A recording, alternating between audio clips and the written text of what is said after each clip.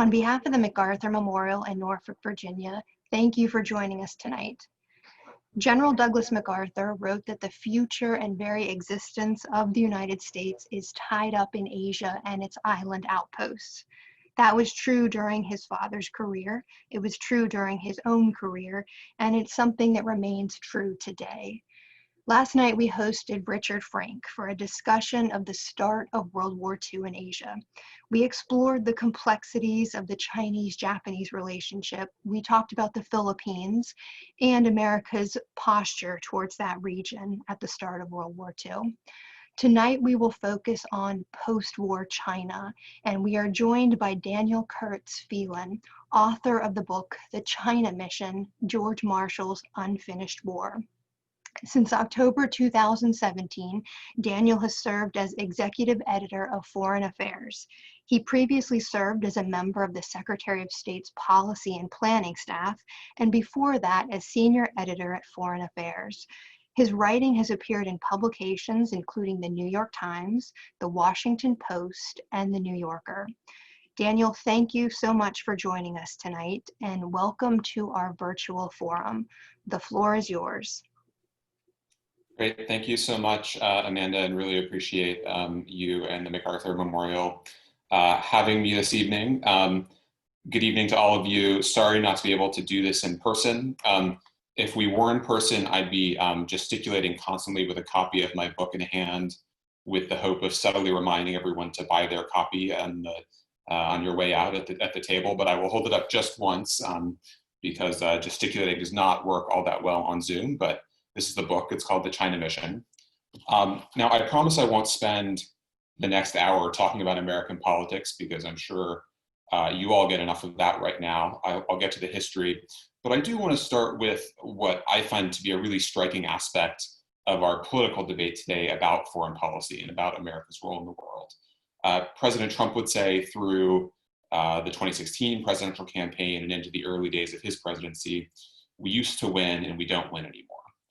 And what is striking about that statement to me is that it represents what may be a rare point of agreement between the president and the foreign policy establishment that he likes to castigate, but also between Trump and Joe Biden, who similarly looks back to U.S. foreign policy in the 20th century and holds it up as a sort of lost golden age. Both look back with a degree of nostalgia to a time when the United States did great things at home and on the world stage, when it kind of led boldly and triumphantly. This is a story we all know well. And I say all that because the story I tell in this book takes place really at the height of that supposed golden age. And it's about, the individual who more than or as much as any other embodies our conception of greatness in that supposedly great time. We think of World War II and the years immediately afterward as the start of the American era. It's this time of bold leadership.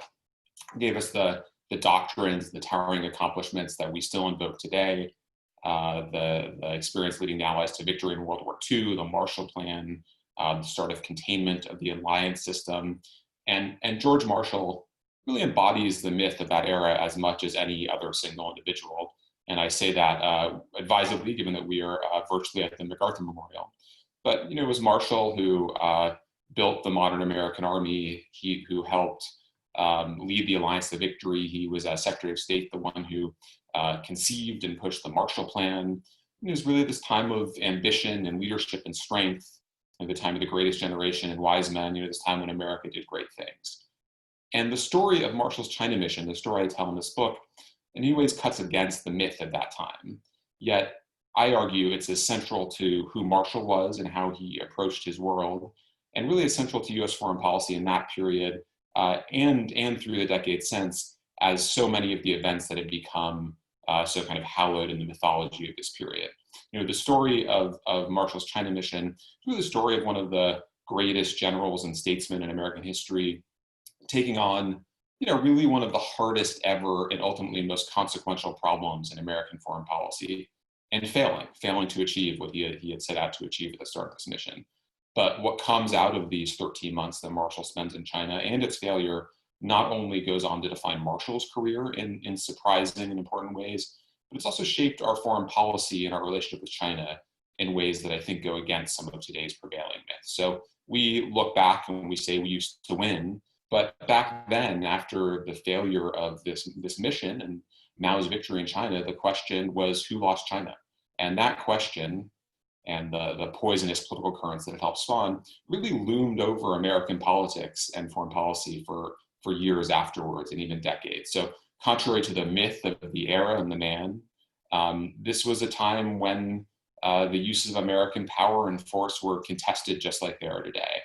And it has tended to get left out of the story because the myths, because of the way we talk about it, really cuts in a different direction.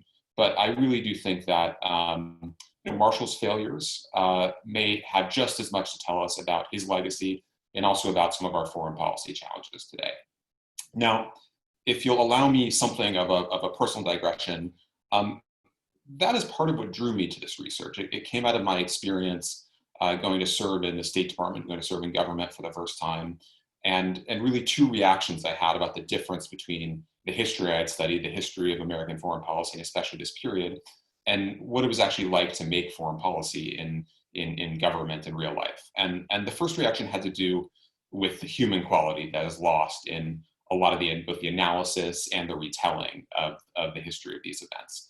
My boss, when I went into government, used to say, when you would go to the White House Situation Room for the first time, that you have this inevitable sense that this can't be the real thing, that you can't really have gotten to the right place, because it's this small room and you look around and you see these big decisions being made by, as he would put it, imperfect people with imperfect information facing imperfect choices, and they're often exhausted. Maybe one official hates the official across the table for obscure personal reasons, and maybe the weather's bad, so everyone is late, and one guy has stains on his shirt from the sandwich he ate for lunch, and that texture gets lost when we look back at these figures of the past. And I wanted to tell the story of Marshall and China and these decisions at that time in a way that captured that quality. These are not these gray Olympian figures, but human beings who were struggling in the same ways and against similar conditions to what we face today.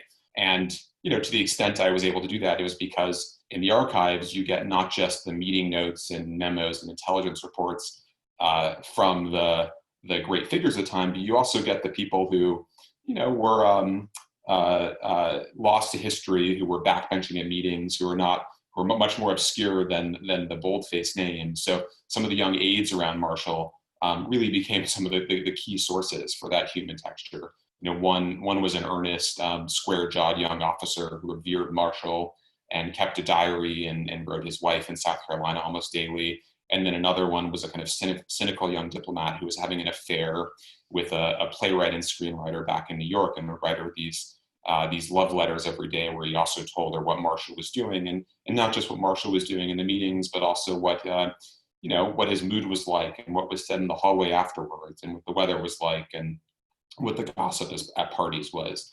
And that's where the real richness of the full story comes in. And the second reaction I had in government that led me to this book had to do with Marshall specifically. So I was, as Amanda mentioned, on the State Department policy planning staff, which was an office created by Marshall that had helped craft the Marshall Plan as its first great act. And when you work in the policy planning staff, even now, the Marshall Plan really looms over everything you do as this kind of touchstone. So both, newspaper columnists and sometimes your own bosses would meet any problem in the world with a call for a new Marshall Plan. So you get, a request for a Marshall Plan for the Middle East and a Marshall Plan for Central America or for Southeast Asia. Yet when I was serving in government and looking at the challenges we faced and the resources we had and the kind of world we were in, in some ways the Marshall Mission struck me as a much more resonant history than the Marshall Plan. And the mission's implications seemed much more interesting and telling than the more mythologized elements of Marshall's career. The Marshall Plan was $1 trillion that went to Western Europe, and as a percentage of GDP in today's dollars. And yet, when we were being asked to craft new versions of the Marshall Plan, they might be multi-million dollars. So the kind of scale of it had gotten lost at that point.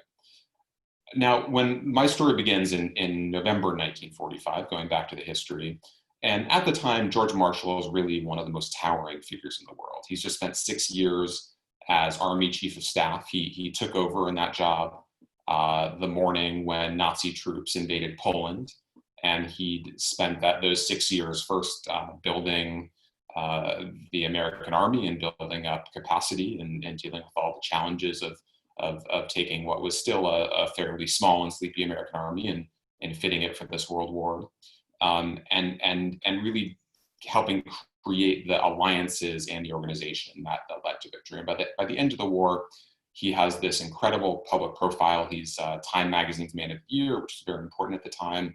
There was a draft Marshall movement trying to get him to run for president.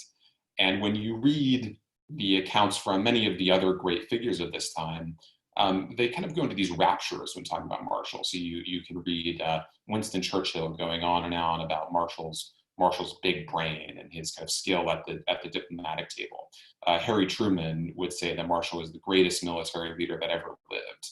And all of these people would really talk about this presence that Marshall had, the sense of command and authority that was born in part out of Marshall's stoicism. He was this kind of famously reserved and stoic figure. He never used first names. He would even chide President Roosevelt, the president who had given him the chief of staff job, for calling him George rather than General. There was a line that Marshall liked to use: "Whatever feelings I have, I reserve for Mrs. Marshall." And that's really the image of Marshall that he created, and that has come to us in history. But what was fascinating as I dug into Marshall and his life and tried to get some sense of what was behind that image, to the extent to which this stoic image was in some ways fashioned for Marshall's own purposes, concealing a much more complex character. And there's an interesting MacArthur parallel here. An officer who knew them both had this line that I came across that I thought really captured it. Marshall, this officer said, is the greatest actor in the Army. Everyone thinks that MacArthur is, but the difference is that with Marshall, you don't know he's acting. So MacArthur is this, kind of blustering, theatrical figure, this very strong personality, and Marshall is this, reserved, stoic character. But I really found that officer was right, that Marshall had turned himself into the great stoic. And when you go back a little bit farther in his life, into his mid-30s, he was really a different person. So at 35, his military career did not seem to be going particularly well. He was considering leaving the Army because he just didn't see any chance to rise any further. He would chain smoke. He would curse constantly, had a terrible temper. He even had 2 breakdowns, kind of nervous breakdowns, including one where he collapsed in the street in the Philippines. And it's at that point that you see Marshall really realizing that he has to make himself into the stoic that we know now, the historical image, to withstand the pressure and achieve what he wanted to. And that's how he got to be this famously self-contained and self-disciplined creature. So calm that he went to bed as normal the night before the Normandy invasion was started. And I say all this part because it informs the character who runs the story, but I also see something of an analogy to the story itself. There's this myth of Marshall, but a man underneath it who cuts against that myth. And then there's the story of the China mission that cuts against the myth of Marshall as well. And I don't say that to undercut my own admiration for him, but to recognize the complexity of who he was and what he thought and achieved at the time. Now, the whole arc of this story is fascinating. What I was trying to do, and what I think you have in the decisions of the time, is really capture the richness of history unfolding at human scale at a time when the actors within it don't know how it's going to turn out. And crucially, because I wanted to tell a story, it is this moment when history really felt unformed to those who were part of it, and they were working it out both very rapidly and on this human scale, really face to face. So you have the kind of major figures of the 20th century, Marshall, of course, but also Mao and Chiang Kai-shek in China, and Eisenhower and MacArthur and Truman and others. And in their arguments and their wrangling and their manipulation of one another, and also over the cocktails and card games that are part of this, you see history being shaped, and you see how history could have turned out completely differently, and almost did. But let me focus on 3 elements of this that I think are particularly striking, but also in their way resonant as we think about some of the big questions about America and the world, and especially the debate about China and US-China relations today. The first thing that was really striking as I dug into this story was just how much the problem of China at the time threatened really the whole vision of the post-war world after World War II. So Marshall, after the war, is this revered figure, but he's spent 6 years as chief of staff, of course. He's exhausted. He and his wife, Catherine, have been planning their vacations and hunting trips. He's ready to retire. And so he persuades Truman, who's just become president a few months before, to allow him to step down. And in November of 1945, Marshall has a retirement ceremony in the courtyard of the Pentagon, which is a new building at the time, and then drives the next day to the house that he and Catherine have in Virginia, about 45 minutes outside of the city. And Marshall walks up the lawn and contemplates his freedom, the retirement that he's been waiting for. And shortly after he walks into the house, the phone rings, and it is President Truman on the line, saying to Marshall, General, I'm really sorry to interrupt your very new retirement, but I have one last little favor to ask of you before you retire. Catherine is very bitter about this. Truman feels guilty, does feel legitimately guilty about calling on Marshall again, but he has a task that he thinks only Marshall can do. So China at the time threatened, as Truman and others around Truman saw it, really the foundations of the post-war order. It was kind of a wicked problem, as is said in foreign policy debates. So coming out of World War II, the world was supposed to be kept at peace. Stability was supposed to be maintained by the big four powers. You had China and the United States, and then the Soviet Union and the UK. And the idea was that these were going to be the four pillars of post-war stability.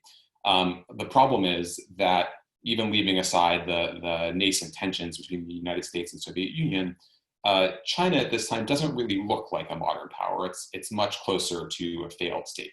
So it's just been through years of very brutal Japanese occupation. You have a government led by the nationalists and by the Generalissimo Chiang Kai-shek that is in Chongqing at the time in inland China, where it has fled from the Japanese invasion, really trying after the end of the war to try to reestablish some kind of control over the Chinese mainland. The problem is you also have Mao and the communists who are holed up in Yunnan in northwest China in their kind of revolutionary headquarters, also vying for control of China. And this is, of course, happening at a time when fears of communism, of global communism, are starting to grow in Washington, and where you really do have this feeling of an unsettled world. Orwell just had recently coined the term Cold War, but no one quite knew where this world was going. So Truman looks at this problem. He has abundant problems on the home front. He is thinking about how to salvage this post-war order that had been the core of the American and the Alliance vision going through World War II. And he turns to the man that he sees as someone who could do no wrong, as a native Truman would say. You also have someone who is so respected, so above partisanship and above the political fray. Marshall had this line: "My father was a Democrat, my mother a Republican, and I am an Episcopalian." He was very careful to stay out of anything partisan. And so Truman decides that he has to call on the man who did as much as anyone to win the war, to then turn around and save the peace. So Marshall's charge, as Truman gives it to him, is to go to China, to broker a peace between the nationalists and the communists who are vying for control, to lay the groundwork for some kind of democratic government, and then to come home.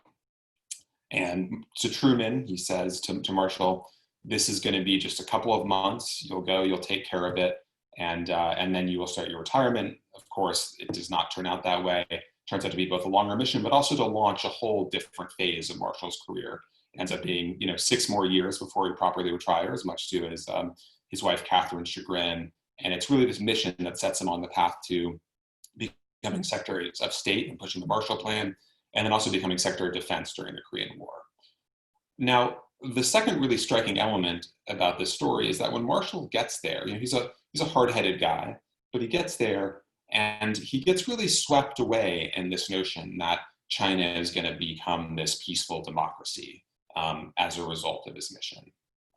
In short, there are these moments at the beginning of his time there when not just him, but many observers thought that he would really pull it off, that he would do exactly what Truman had charged him with doing, and that China would be on the path to peace and democracy, to being allied with the United States, even as it helped reduce tensions between the Soviets and the Americans. So Marshall gets to China in December 1945 after getting his charge from Truman, and he goes to Chongqing, this which had been the wartime capital, and had this sort of heroic image, given how it had survived through the war in the face of a Japanese onslaught. But it was also this battered city full of refugees. The Americans who were stationed there kind of complain endlessly about the fog and the heat and the smells. And at the same time, there's growing intrigue within the city itself as the post-war starts to get worked out. You have the nationalist government, but you also have a communist presence led by Zhou Enlai, who of course becomes a very famous figure, who's this very dashing, charming, debonair character who's charms Americans at dinner parties, but is at the same time running spy networks through the city. So this is the Chongqing that Marshall arrives in December 1945, and again, this is supposedly the capital of a place that is really a failed state. So you have within the rest of China, something like 90% of railways have been destroyed. Upwards of 3/4 of the population still lives in rural areas where life expectancy for males is under 40 at the time. Maybe a fifth of the population could read. So the notion of China becoming this pillar of the post-war order is really challenges this reality that Marshall sees as soon as he arrives. But Marshall throws himself in. He has this incredible sense of duty. He's very kind of committed to following through on on the charge that he's been given. And he's also lived in China before, it's worth saying. Through his 39 years in the army, he's done several tours abroad, including one in China in the 1920s. But at the time, this was really more like a kind of pleasant colonial occupation where the American representatives lived in big houses and had polo grounds and went on hunting trips. But Marshall at the time does study the language. He sees the rise of Chiang Kai-shek earlier. He sees the forces of nationalism and civil war in China and starts to have some understanding of the dynamics that have led to the mission he has now. And the first thing he does, though, when he gets to Chongqing, despite having this incredible profile, despite having some background in China in the past, is Marshall just really sits and listens.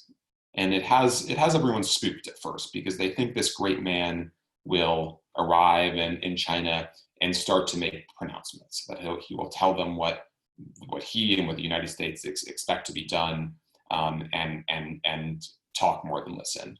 But instead, Marshall, for the first few weeks, just invites this incredible range of people in to talk to him.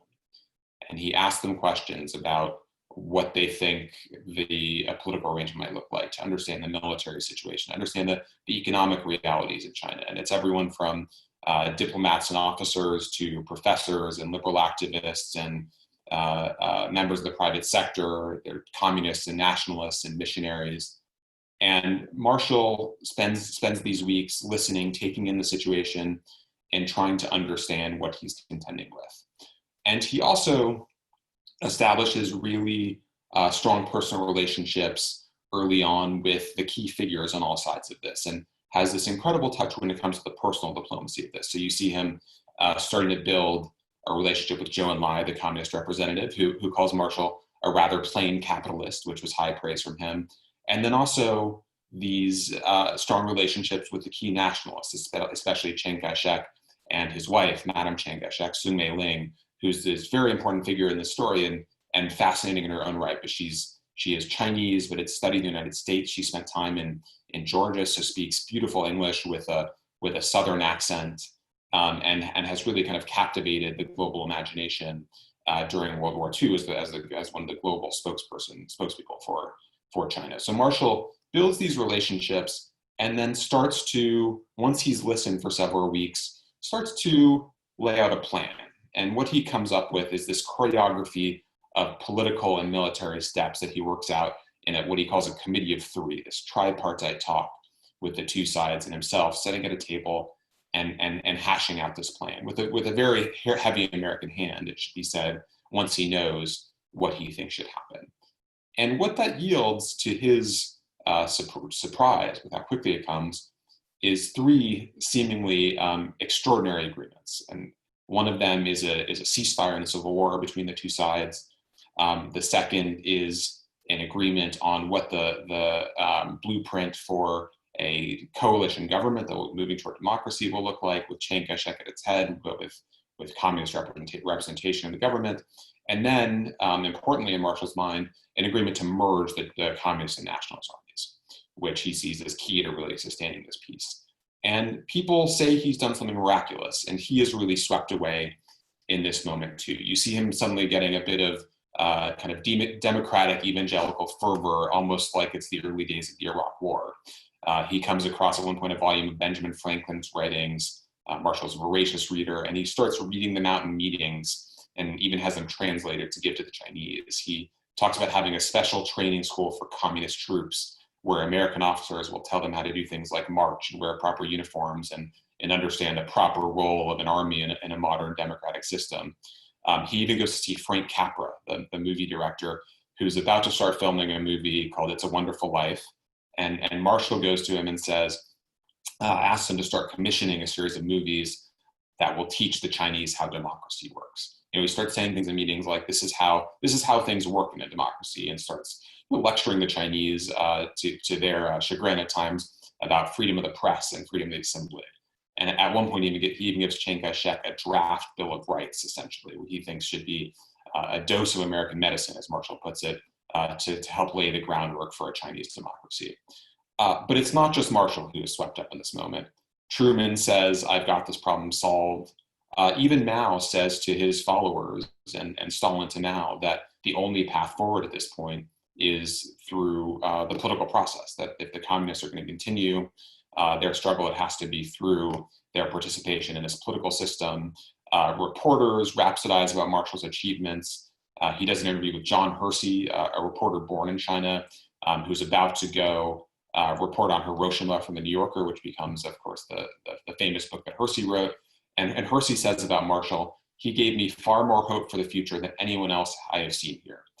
Time magazine again puts Marshall on its cover with the caption, democracy is an exportable commodity. And then many figures who later would become very critical of Marshall in this period, including MacArthur, also praise Marshall for his miraculous achievements in China. You have Henry Luce, the founder of Time magazine, who would later become a key figure in what was known as the China lobby, writing a letter that I came across telling Marshall how grateful he is for what he's done in China, and that Luce himself would not have done anything differently. Now, how is this possible? It seems preposterous in retrospect that all of these figures could have possibly thought that China at the time was on the road to this democratic peace, given everything we know that happened since. The first thing to say is, this was really a core principle in American foreign policy at the time and had been for several years. The idea that China could become this strong, united, effective, democratizing, if not yet entirely democratic power, was part of the whole vision for the world at this point. And it's worth noting that, the nationalist government at this point controlled probably 80% of territory, even with the challenge from the communists. They had modern weapons, they had international backing. There was a familiarity to the nationalist figures for Americans. Many were Christians, many were American educated. Teddy White, a young Time reporter, opened up a Harvard Club of China during the war and joked that half the nationalist government could join. And of course, Madam Chiang Kai-shek, with what people called her Scarlett O'Hara accent, felt like this very, very familiar figure. One US senator says at the time, with God's help, we will lift Shanghai up and up, ever up, until it's just like Kansas City. So this was very ingrained in American thinking about China at the time. And the second thing to remember is that the Cold War hadn't quite started, right? There was still some hope for US-Soviet cooperation. At first, even Stalin supports Marshall. He tells Mao to cooperate, tells Mao that Marshall should be taken as representative not just the United States, but of all the world powers. There was still really this one world vision, and China is a piece of that. And it takes a while as circumstances change for people to truly give up on that vision. So at the culmination of Marshall getting these 3 agreements after his first couple of months in China, he goes on what is sort of a victory tour. This is in February 1946. He's been there for a couple of months, and he travels to cities around China that have been at war for years in many cases, and is hailed as this kind of savior. He's called the God of Peace at one stop. And in the culminating moment of this tour, he goes to visit Mao and the communists who are in Yan'an, which is in a part of northwest China that's very forbidding, a landscape meant to thwart attempts to take it over.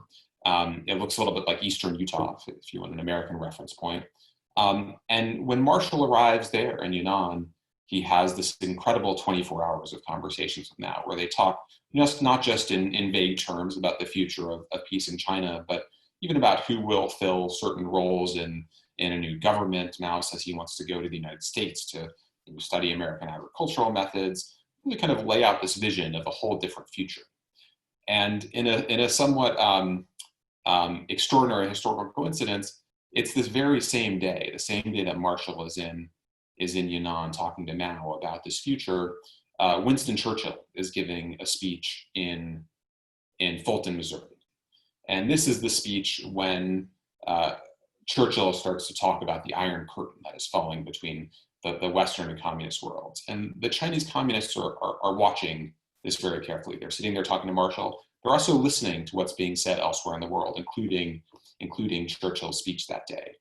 And as Churchill gives this now famous speech, it becomes this moment that some people point to as one of the beginning moments that mark the beginning of the Cold War. And Mao and other communists watch this speech, and they start to, they're seeing the broader forces at play. And they start to think that maybe the world that they're going to be entering is not this one world where the four powers are cooperating to keep the peace, which really constrains what the two sides in China can do, because their foreign backers will not allow them to have a civil war, and to think that there's a very different world coming. And of course, after Marshall leaves that day, Mao would not have another high-level meeting with an American until Richard Nixon arrived in China a quarter century later. So Mao and the communists see these new tensions, start to understand the world coming, and they say, we don't think that we are going to have to travel this peaceful path. We're going to get backing for a war from the Soviets eventually. And Chiang Kai-shek and the nationalists start to think the same thing. They also look at this world. They've been told that there's no option for them to choose the peaceful path, but they suspect that that's changing very quickly. And one important thing that happens is that Chiang Kai-shek gets this piece of secret information from Washington that really reinforces this belief. So before Marshall had left on his mission, he has a conversation in the White House with President Truman. And Marshall says to Truman, I understand what my charge is. I know I'm supposed to put together these agreements. I'm supposed to get the two sides to work together in the way that you've laid out. But I want to know what I'm supposed to do if that doesn't work, right? If they don't cooperate, if they don't play along, what is my plan B? Are we really going to withdraw American support from China in that case? And Truman tries to kind of laugh off the question, because he thinks Marshall will certainly pull it off. But Marshall presses him. He really wants an answer. And Truman finally concedes that realistically, we will never pull all of our support from the Chinese government, the nationalist government. We'd still have to back them, even if Chiang Kai-shek and the nationalists defy Marshall's attempts to mediate their dispute. Now, it's a private conversation. There are just a few people in the room, but it leaks, and Chiang Kai-shek gets a secret message describing Truman's answer. And so when Marshall is telling the nationalists that they have no choice but to cooperate in negotiations at the risk of losing support, Chang looks at Marshall and thinks, with good reason, that Marshall may well be bluffing. And this is really, this moment that you start to see these Cold War forces really taking shape really, really rapidly. It's the same month that George Kennan writes the famous long telegram from Moscow predicting the world to come. You start to see thinkers in American government and in Washington lay out what we would normally later think of as domino theory. The idea of dominoes falling to bring down various countries to communism across Asia or across the world. They can't quite figure out what the right analogy is. So you have a general, talking about the great snowball of communism wiping out countries, or another observer talking about communism as a baseball game that was going to get to first place in China, second place in India, third place in Africa, and finally hit a home run when it took over the United States. So there are these fears of communism that are really starting to grow and are starting to shape American thinking in a much more powerful way. Now, the third striking element, skipping forward a bit in the story, is how much this experience ends up shaping Marshall's approach even after the China mission. and also debates about American foreign policy for decades afterwards. So Marshall, because of these forces, because the two sides in the Chinese Civil War start to see that they have an option of fighting it to the death, the agreements that Marshall start to come apart in the subsequent months. And he, because of his discipline, his determination, spends 13 months trying to put them together, but ultimately reaches the point where he thinks it can't be done. And Truman at this period sees Marshall at work, and this is the moment he decides to tap him for Secretary of State. He sends Eisenhower on a secret trip to China, asking Marshall if he'd accept. Marshall is reluctant, because he has been hoping that he can still get back to his retirement, but he does ultimately take up Truman's offer to become Secretary of State. And he comes straight back in early 1947 after finally giving up hope that his mission can succeed in China. And after a week of rest, the trip across the Pacific takes several days at that point. Marshall takes over as Secretary of State in late January 1947, at a time when the whole world is in tumult all of a sudden. He's been focused on the problem in China, but he suddenly sees that there are problems like that one all over the place in the Middle East, in Eastern Europe. The tensions that have really come to subsume those one world hopes of World War II have created what looks like just this incredible array of challenges for the United States. And one of Marshall's key responses as Secretary of State over the next few months is to come up with a Marshall Plan. And the Marshall Plan, of course, is this massive assistance effort for Western Europe, which is really meant as a way to stave off the threat of communism in continental Europe and the UK. And if you track Marshall over these months, you can see that it's really insights that he's gained in China that he's applying to Europe in the form of the Marshall Plan. He had come to see, as he looked at dynamics on the ground in China, that it wasn't just a matter of military forces, but also really about factors like could people feed themselves? What was the rate of inflation? These kind of economic forces that really drove the Marshall Plan that he came to see as just as important as the military forces. So when he talks about poverty and hunger and desperation and chaos as being the real targets of American policy when he gives his famous speech announcing the Marshall Plan, all of that really grows out of the China mission and echoes things that he's been saying within China for months beforehand. The other thing that comes out of the China mission and Marshall's thinking here is really a sense of restraint and limits when it comes to what the United States can do in China. As Mao's victory approaches, which finally comes in 1949, there are calls in Washington and in China, of course, for the US to do more to prevent a communist victory. And Marshall tries very hard as Secretary of State to figure something out. But lots of proposals that he sees sound a lot like what you would have in Vietnam in the early 1960s. So there's a call to put General MacArthur in charge of the Chinese military. There's a call to send 10,000 American advisors into combat with nationalists. There's proposals to put American officers in charge of whole divisions. And Marshall opposes them not because he doesn't think there should be, that the US should do whatever it can to stave off a communist victory in China. He is bought into that basic goal, but because he thinks they won't make a difference given the problems there, given his understanding of the problems on the ground in China. They'll represent really half measures that will ultimately bring a gigantic and dangerous, and in his mind, likely futile American war, at the same time as they suck resources and attention out from other theaters where he thinks that investment is much more important. And that really becomes part of Marshall's thinking through this point. The loss of China, as people would say later, but in some ways this conscious choice. It was something he was aware of, right? He comes back from China. He sees Americans talking about a strategy of containing communism around the world. And Marshall has to say, where do I think the most important theaters are, and where do I think an application of American resources is really going to make a difference? And that's what gets us to the Who Lost China debate that loomed over Marshall's final years and also over American politics for decades. So many of us know this, the phrase Joseph McCarthy's line about a conspiracy so immense and infamy so black, which came in his speech talking about traitors in the State Department and Americans selling out to communism. But I think people forget that comes in a speech about the Marshall Mission that McCarthy is giving. And that's such a powerful force in American politics in these years that even Eisenhower doesn't really stand up for Marshall. There's an incredible moment in the 1952 presidential campaign when Eisenhower is giving a speech in Wisconsin with Joseph McCarthy.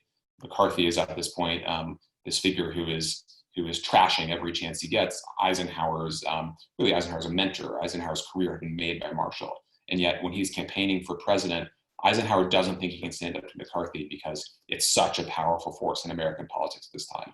And even going into the Vietnam debates in the 1960s, you get people on both sides referencing the loss of China over and over again. So you get LBJ, for example, wondering about the political consequences of losing Vietnam. He says at various points, I'm not sure we can win this, but you saw what happened to the last Democratic president who lost an Asian country to communism. I can't imagine what's going to happen to me. It's going to be even worse. And on the other side, you had people who had wanted to intervene more forcefully in China in the 1940s, saying now we have a chance to go and do it right in Vietnam, and that really loomed over that entire debate for decades. Now, there's contemporary resonance of this as well. When I started thinking about this book in 2010, I had no way of knowing just how resonant much of this would seem when I finally finished. But I think there was really so much in the way we think about both U.S. foreign policy and the U.S.-China relationship that is based on myths that come out of this period. And the Marshall missions really helped cut against those.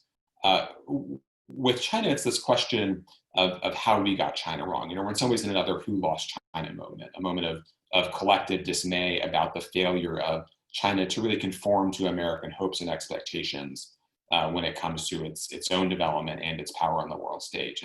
And this is a pattern that really goes back to the Marshall mission. Marshall lives this same cycle of hopes projected and of wishful thinking kind of clung to very, very bitterly, even as the realities start to suggest otherwise, and then a fear of recrimination and charges of betrayal when those hopes come apart.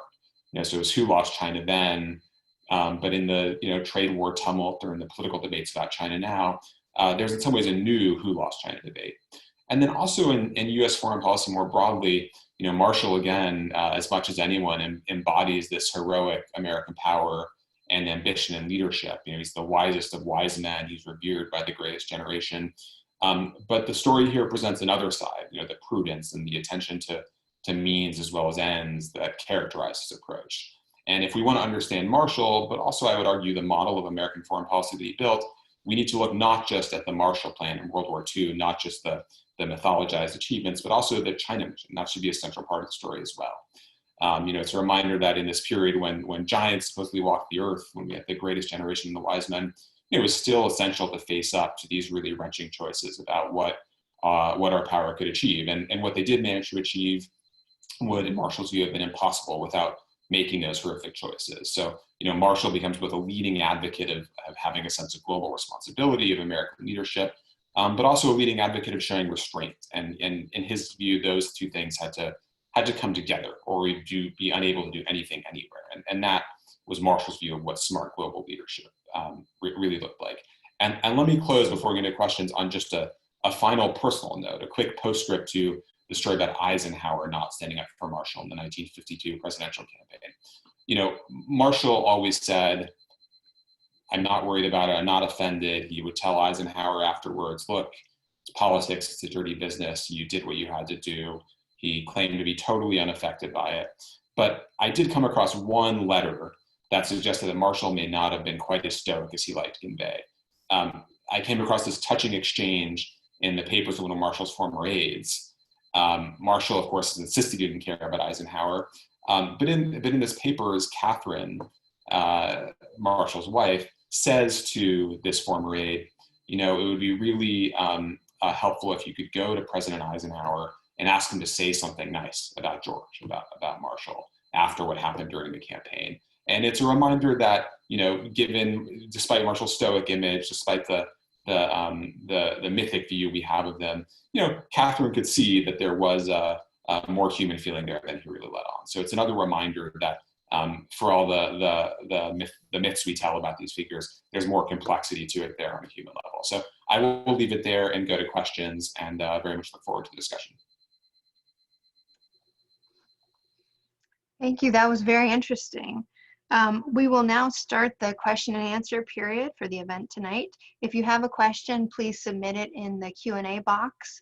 And first question. Marshall found that the United States was unable to stop nationalist decline in 1946, but would that have been the case in 1945, 1944, or 1943?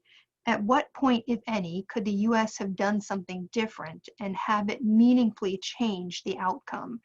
How much of Marshall's difficulties in 1946 and 47 are due to the U.S. dropping the ball in China from 1942 to 44? That's a long one. Yeah, that's a great question. It becomes a big part of the later debate about just whether there was something that could have been done, right? The recriminations that really continued for decades and continue to this day over policy in this period.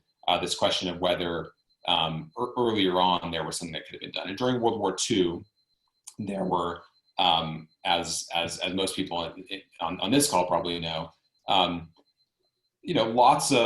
was wrangling for resources globally. The U.S. was fighting this global war. It was supporting this range of allies and partners against Axis offensives all over the world, in Europe and Asia and elsewhere. And every single one of those partners wanted more U.S. resources than it was able to get. And China, throughout this period, thought it should get a bigger share of Lend-Lease aid, that it should have more American troop presence, get more financial assistance. And there were plenty in the American military who also believed that there should be more focus on Asia during this period, rather than the Europe first approach that really defined the overall American effort. And looking back, there were probably moments in the 1930s when a more active American approach could have changed things. But once you get into the war and you just see the scale of devastation that the Japanese have brought on China, it's very hard to imagine exactly what series of moves the U.S. could have made to help arrest decline and change dynamics on the ground by the end, by sometime in the middle of the war, and certainly by the end of the war. The debates that you get over American assistance during the Marshall Mission in the post-war period, really center on questions of whether that can make a major difference given the military dynamics on the ground. And Marshall has these fascinating long conversations with nationalist officials where he tries to argue to them that they need to give more focus to some of the economic factors and some of the political factors, that they're so focused on winning a quick military victory that they're neglecting what he sees as some of the really important underlying factors here. And he also, of course, because he's a military man, argues with them about their supply lines and logistics and his sense that they're overextending their power in a way that will leave them very vulnerable to communist offensive, to guerrilla strategy at that time. So he still sees opportunities to try to focus on these economic and political factors in ways that he doesn't think the nationalist government at the time is doing properly, but it's given just the devastation that has come through the Japanese offensive and the occupation. China's in very, very bad shape, and he recognized that. He kind of has that there would be kind of cartoonish depictions of the nationalists in the aftermath of this period, with people on one side seeing them these great heroes, and then the other side being this kind of cartoonish criminal characters. And Marshall had a much more subtle view. He had very high regard for even for Chiang Kai-shek in certain ways and people around him, but also thought that they were making some really critical mistakes for this period. What biography of George Marshall would you recommend to the general reader? That's a great question. I mean, one of the challenges with writing anything about Marshall is he had just such a rich and varied life, and so you want to just doing World War II takes more than one book in many cases. But there are a couple of good one-volume biographies, and then a great 4-volume biography by Forrest Pogue, who's kind of the official biographer, and was at the Marshall Library in Virginia.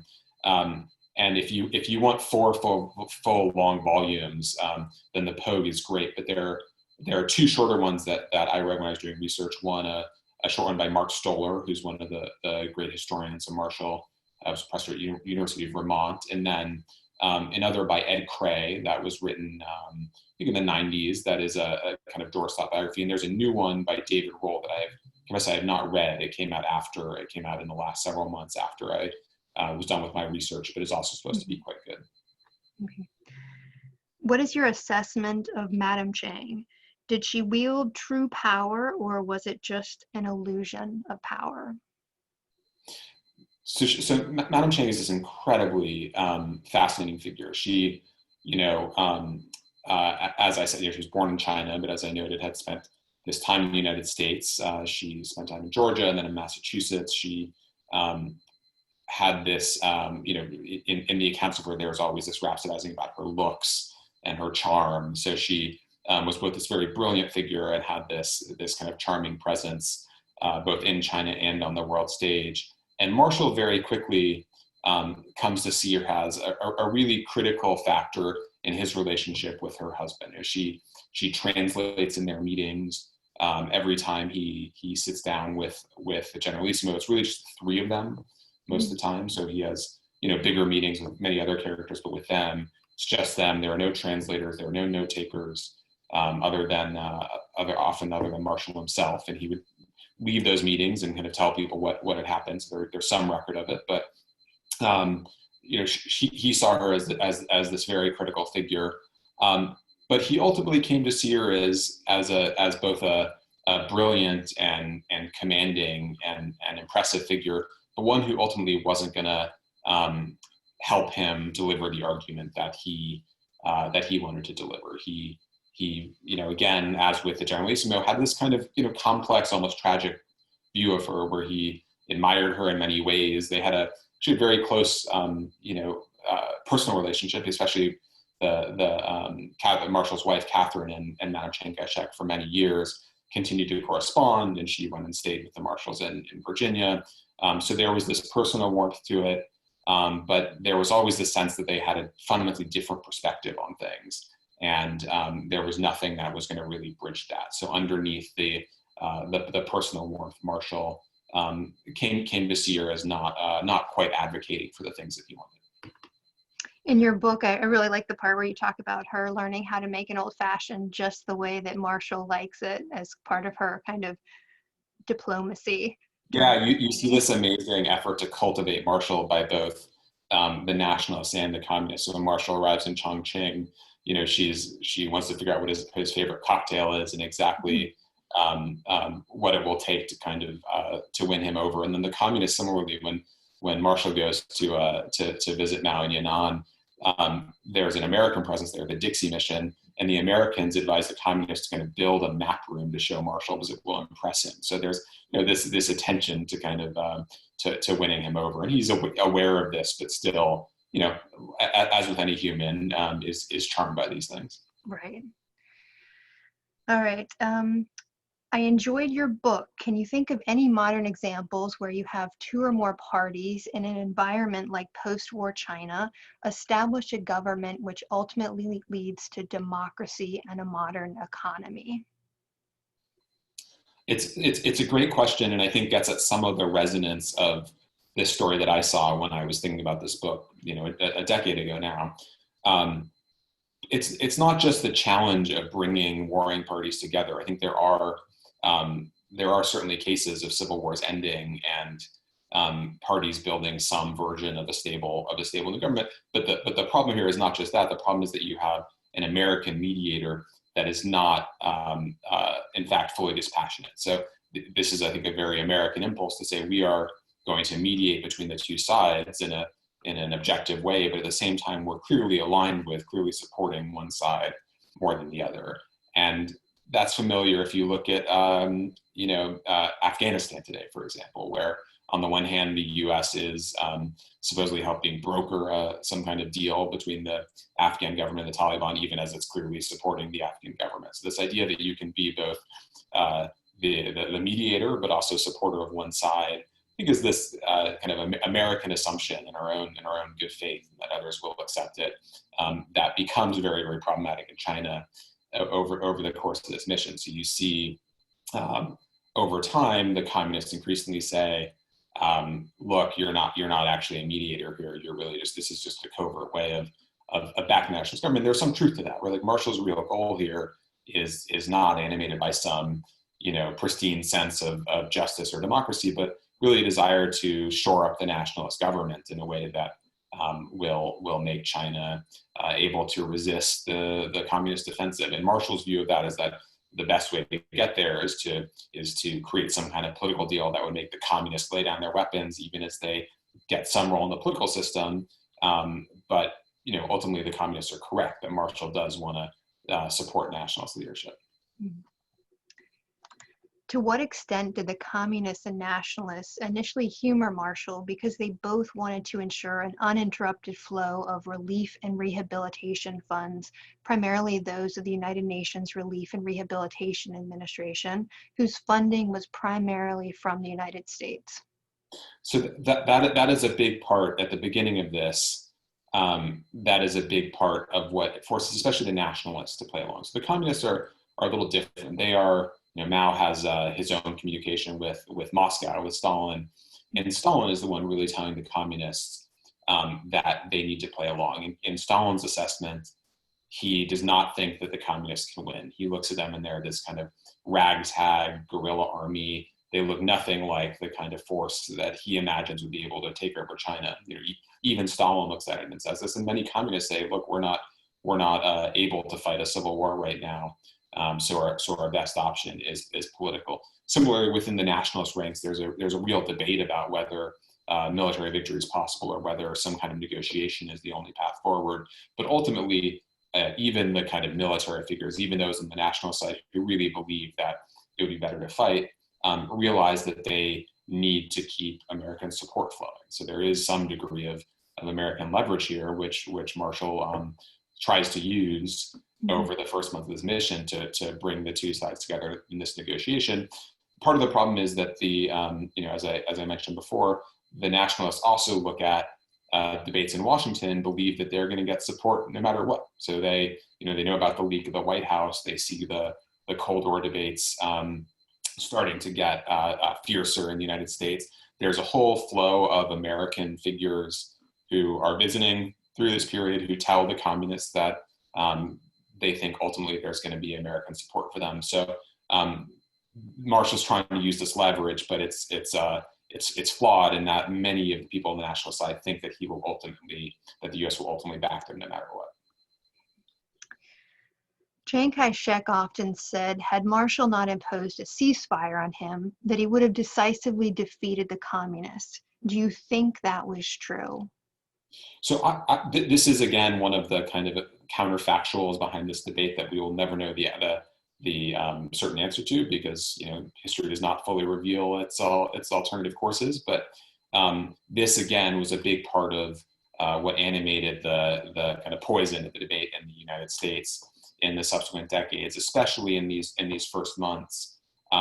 You see moments when Marshall argues with nationalist generals or with Chiang Kai-shek about whether they should continue pressing an offensive to finally defeat the communists. I'm a little skeptical for a few reasons. You see, even in the debates within the nationalist side at various moments, recognition that they need a pause, that they can't keep extending their lines, that they need to kind of consolidate power before they can truly wipe out the communist presence. And that's even without any pressure from the United States. And then later on, there are various moments, when Marshall's in China and subsequently when the nationalists say, look, we need just one more month or 2 more months and we're going to fully wipe out the communists. We've got them cornered. And that always proved wrong, that they didn't fully reckon with the nature of Mao's strategy and how effective, his kind of retreat into the countryside would be before starting the counteroffensive. So it's something we will never know the absolute answer to, and it is a claim that both Chiang Kai-shek and a lot of American critics, including MacArthur, said later on.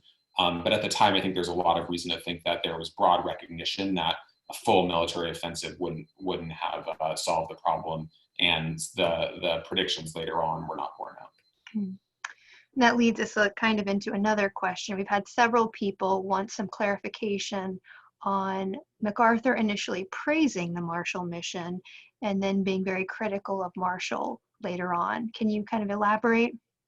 Yeah, so this was something that would kind of get me fuming as I was doing the research for this book and coming across all of these letters and contemporaneous accounts. So, there's a moment in late 1945 before Marshall's mission starts, and then in the early months of Marshall's mission where there's real consensus behind the strategy that Marshall is carrying out. So there was not, there debate about specific details, but there was actually a consensus view from MacArthur, from Henry Luce, from a lot of these figures who later would say otherwise, from Albert Wedemeyer, a general who was in China, stationed in China for part of this period and later became an ally of McCarthy and a really fierce critic of Marshall.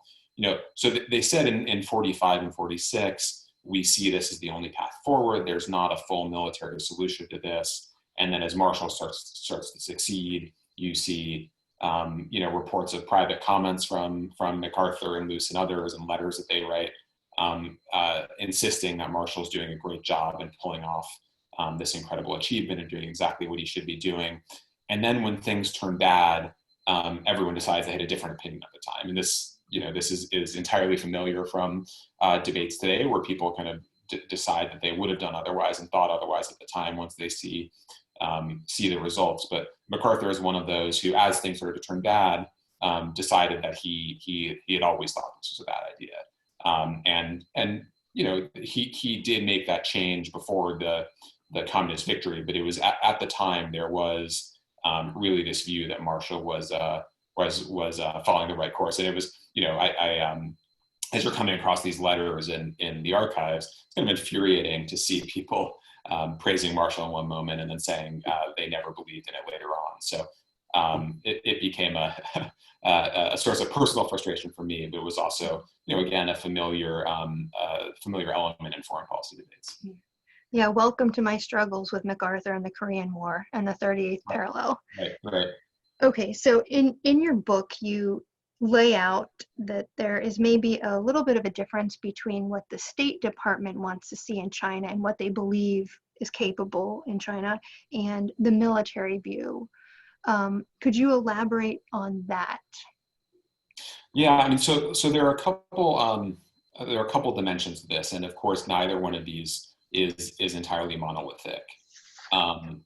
But there were key figures in the State Department who were much more focused on the political reform element of this, and then figures in the military who believed that there needed to be a kind of united, effective, stable China, but who were a little bit less insistent that it be a democratic or democratizing China. So there was the beginning of Marshall's mission, a debate about how we should describe our objective in China. And on the military side, they wanted it to be united and strong and effective.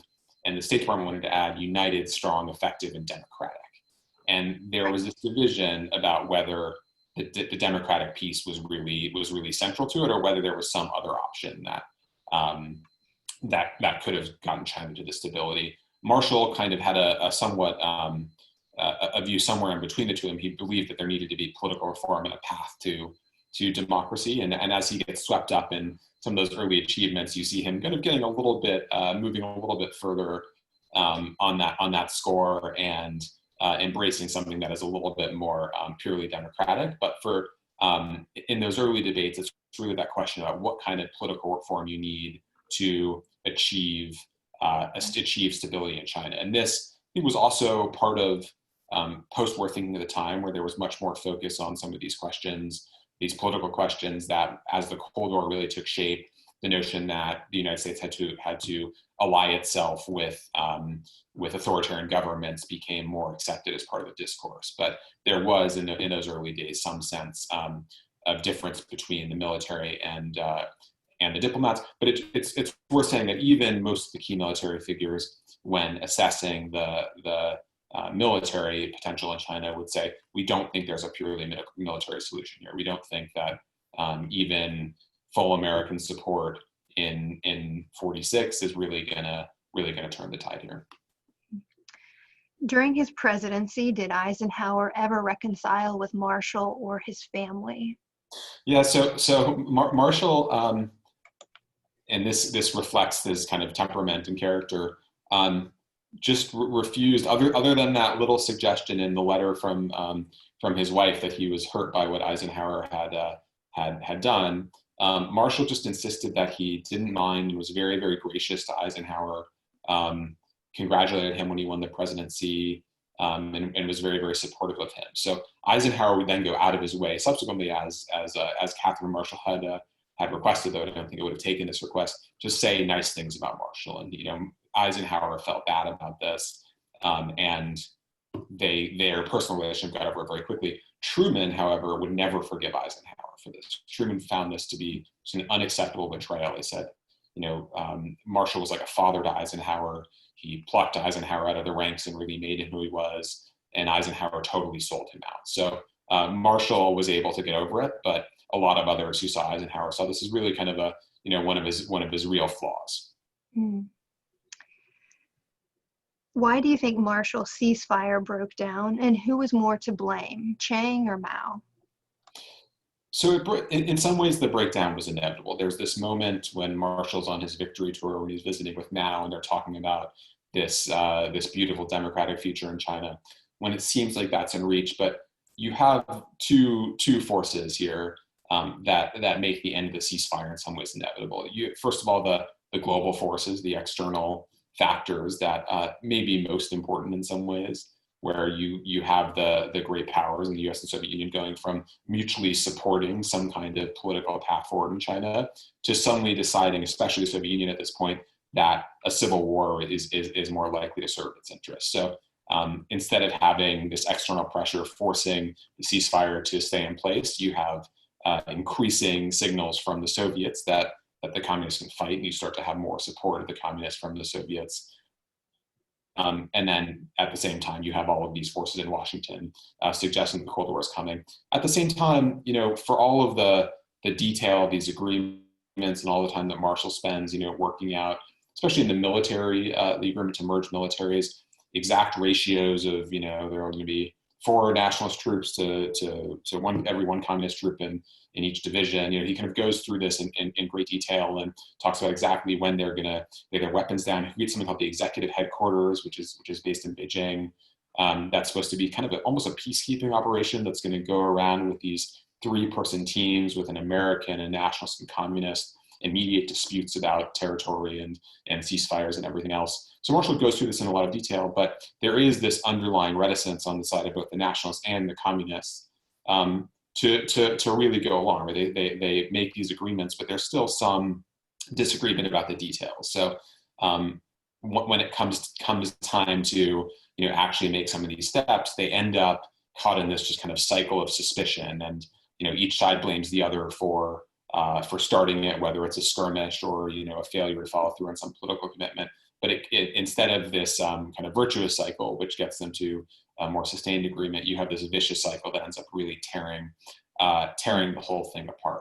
And given the change in external constraints, it's very hard to imagine that ceasefire lasting much longer than it did, even if one side had behaved more cooperatively. Marshall came to think, and I think there's some evidence for this, that early on the nationalists were doing more to undermine the ceasefire than the communists were, for a very, very brief period when the communists still thought this was their only option, and Stalin was giving Mao a very, very clear signal that this was the only path forward. But very quickly you see both sides taking steps to undermine it. So each side could very easily, and did frequently, point at the other and blame it for taking moves that were contrary to the ceasefire, but then in response to the other could point to 2 moves that the first side had made. So it became this real kind of cycle of violence quite quickly.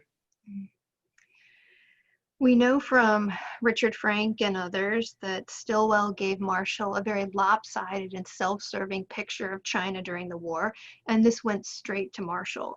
How much did Marshall deprogram himself due to different reports from Wedemeyer, etc., after Stilwell was dismissed before the mission in 1945? It's a great question, and the Stilwell element is a really fascinating piece of this story. So Stilwell, of course, had been in China during the war, and had the falling out with Chiang Kai-shek and ended up getting recalled. Marshall had been, his patron and his backer. He's the one who put Stilwell there. Marshall always had a kind of more complicated view of Stilwell than I think that the question suggests. He saw Stilwell as a really great, great fighting man and appreciated many of his qualities, but was really damning when it came to Stilwell's kind of diplomatic skills in that job. Now, Marshall could be blamed for, not having considered the importance of diplomatic skills in that position initially, which led to Stilwell's problems. But Marshall really did kind of question some of Stilwell's key judgments and was getting not just advice from him, but also from Wedemeyer, as mentioned, and from the State Department and a much broader range of people. So you have, when Marshall arrives in China, some of the nationalists are really afraid that Stilwell will have poisoned him, that the kind of ghost of Stilwell will be hanging over them. But they quickly come to think that that's not really true, and that Marshall has a much broader based view. And you can actually see Marshall at various points in the mission saying, I saw Stilwell make this mistake of analysis or of tactics, and I'm not going to make the same mistake right. Does your book make clear that the Marshall Plan was really his and not just the Truman administration using his credibility? So my view of this, based in part on seeing how these things take shape in government, is that it's very hard to say that any one initiative is attributed to one specific person. So there was a range of proposals floating around Washington when Marshall gets there to support Western Europe. There was a kind of recognition that that it would take something quite bold and quite significant to turn around the decline in Europe, which, as they thought, would make it vulnerable to communist offenses. And Marshall, most of all, kind of gave it the leadership and bureaucratic momentum that it needed to take shape and pushed it to be bold. So he brought in George Kennan and said, your first task is to hash out the Marshall Plan. He gave the speech at Harvard in June 1947 announcing it. So it's not that he has full intellectual ownership of it, but I do think that you would not have gotten the scale and ambition of the initiative that the Marshall Plan ultimately came without Marshall really pushing it. And it is true that Truman, over Marshall's objections, named it the Marshall Plan really for political reasons, that giving it the name of this great nonpartisan hero was more likely to get it passed in Congress. But Marshall was certainly one of the most important people in having shaped it, and then also critically in selling it to the American people. So we look back at it as this kind of act of American generosity. It was very politically controversial at the time. There were lots of problems at home. There were kind of strong impulses to spend that money on various problems in the United States instead of sending what was really an extraordinary amount of money abroad. And it was really Marshall who, in 1947 and 1948, traveled around the country really making the case for the Marshall Plan to Americans. And he would meet with, it wasn't just the foreign policy world, it was, groups of small business people in the South, and then, mothers of troops in Chicago and women's groups in the Midwest. And he would make this case that drew on both the kind of self-interest of these different actors and also this sense of American responsibility in the world. So I think that without that effort, whether you would have gotten the Marshall Plan through Congress at the same scale is another question. All right, two more questions. We have someone else that's interested in learning a little bit more about the role that MacArthur plays in the mission. I think you've already touched on this a little bit, but basically MacArthur's role in Marshall's mission and then post-World War II China in general. Yeah, so another piece, MacArthur and Marshall have a long and complicated relationship, and they're very different people, and in some ways both these kind of strong personalities who are kind of the two most prominent figures in the Army at this point. So there's kind of complicated history to this. In addition to the kind of dynamics around the mission itself that I described earlier, there's also the whole Korea story, which you of course know well, and Marshall was Secretary of Defense at the time. So that really kind of, after a long, intense, and complicated relationship, is really the breaking point. And part of what MacArthur does is he releases his letters and comes to denounce the Truman administration, is attack Marshall, not just for decisions made during the Korean War, but also for decisions around China in 46 and subsequently. So this becomes, one of the kind of running themes and running factors in their very, very tense relationship that finally explodes during the Korean War. Yeah, it's definitely a very complicated, difficult relationship after that point. Last question. As someone with foreign policy experience, given today's frictions with China today in terms of trade, expansionism, intellectual theft, and military buildup, how likely is war in the future? That is a great and complicated question. I think that war, kind of accidental war in the near future, is not especially likely. There are reasons why you can look at the Taiwan Strait or South China Sea and imagine something going wrong in a really catastrophic way. But I believe there still is a degree of restraint in the relationship that would prevent outright war from coming anytime soon. That said, I think one of the lessons of the book is the way that some of these debates, the who lost China debate about the past, can warp decision making and is really not constructive for debates in the present. So as I think about our policy questions now, and there are lots of really, really challenging questions when it comes to U.S.-China policy related to trade and Chinese behavior in international institutions or in East Asia, which are politically contested and just complicated on the merits. Spending time looking backwards and trying to castigate the other side for having missed things earlier on really had a destructive role in the debate. So there's a value to kind of considering history and trying to extract lessons, and that's something Marshall was very very committed to. But in a kind of partisan environment, that can become a destructive debate very, very quickly in a way that is unlikely to get us to a good strategy or policy in the present. Well, thank you very much for joining us tonight. I think that was a very interesting presentation. And I guess best wishes to whatever your next project is. Thank you, and thank you so much for having me. And I hope to at some point have a chance to visit the memorial in person whenever this is all over. I hope you can come very soon. So have a good evening. Good night, everybody, and we will have more events coming up in December. Thanks, everyone.